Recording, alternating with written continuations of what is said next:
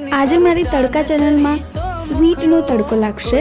મારા તમારા અને બધા ગુજરાતીઓના ઘરમાં બનતા ચૂરમાના લાડવા.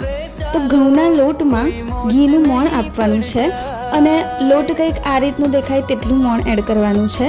ત્યાર પછી પાણી એડ કરીને લોટ બાંધી લેવાનો છે અને મૂઠિયા વાળી લેવાના છે. આ શેપ જે વાળેલો છે એના ગુજરાતીઓમાં કહેવાય મૂઠિયા. તો મૂઠિયા વાળીને મેં રેડી કરી લીધા છે અને તેલમાં એક એક કરીને બધા મૂઠિયા તળી લેવાના છે. મેં રેડી કરી લીધા છે કારણ કે અમારા ઘરમાં બધાને બહુ ભાવે છે તો વધારે ક્વોન્ટિટીમાં બને છે.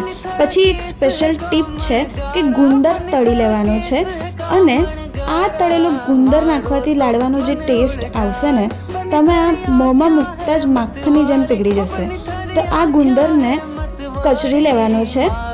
એ પછી જે મૂઠિયા તળ્યા હતા ને એ થોડા ઠંડા થાય એટલે તેને તોડીને, મારા ઘરમાં આવી રીતે ઓથેન્ટિક ખાંડણીથી ખાંડીને બનાવવામાં આવે છે, તમે મિક્સચરમાં પણ બનાવી શકો છો. અને પછી તેને ચાળી લેવાનું છે.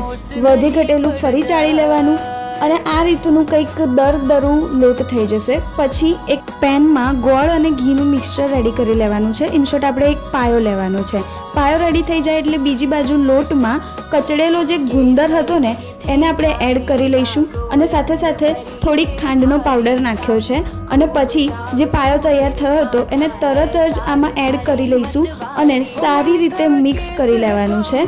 કમ્પ્લીટ મિક્સ થઈ જાય ને એટલે આપણે જરૂર મુજબ ઘી એડ કરવાનું અને પછી મિક્સચર કંઈક આવું દેખાય ને ત્યાં સુધી આપણે કરવાનું અને પછી મસ્ત લાડવા વાળી લેવાના.